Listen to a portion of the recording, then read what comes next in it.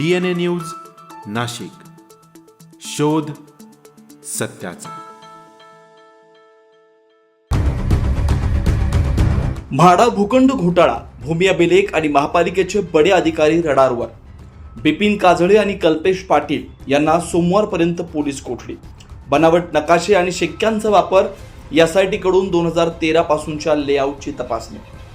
नाशिक येथील म्हाडाच्या घरांसाठी आरक्षित असलेल्या भूखंडामधील फेरफार आणि फसवणूक प्रकरणात मोठी कारवाई करण्यात आली।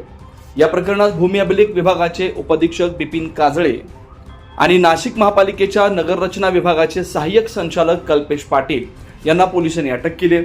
न्यायालयाने त्यांना सोमवारपर्यंत पोलीस कोठडी सुनावली आहे। या संशयित आरोपींनी आपल्या पदाचा गैरवापर करून विकासकांना मदत केल्याचा आणि सरकारी नियमांचे उल्लंघन करून भूखंडाचे तुकडे पाडल्याचा ठपका ठेवण्यात आला। तपास यंत्रणेने दिलेल्या माहितीनुसार संशयितांनी संगनमतानं बनावट मोजणी नकाशे, बनावट सही शिक्के आणि हिस्सा फॉर्मचा वापर करून शासनाची फसवणूक केली। विशेषतः 2013च्या गृहनिर्माण धोरणानुसार आवश्यक असलेल्या क्षेत्राचे नियम डावलून चुकीचे लेआउट मंजूर करण्यात आले। या प्रकरणात आता राज्य शासनाने नियुक्त केलेल्या SITने 2013 पासूनच्या सर्व 20 गुंठे आणि त्यापुढील लेआउटची माहिती मागवली आहे।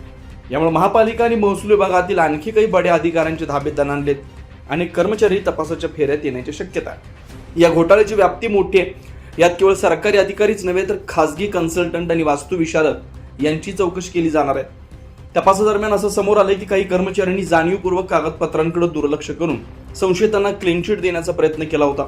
दरम्यान यातील एक महत्त्वाचा संशयित कर्मचारी परदेशात पळून गेल्याची चर्चा प्रशासकीय वर्तुळात रंगली आहे। पोलीस आता या प्रकरणातील मूळ सूत्रधार आणि सक्रिय सहभागी असलेल्या इतर घटकांचा कसून शोध घेतात।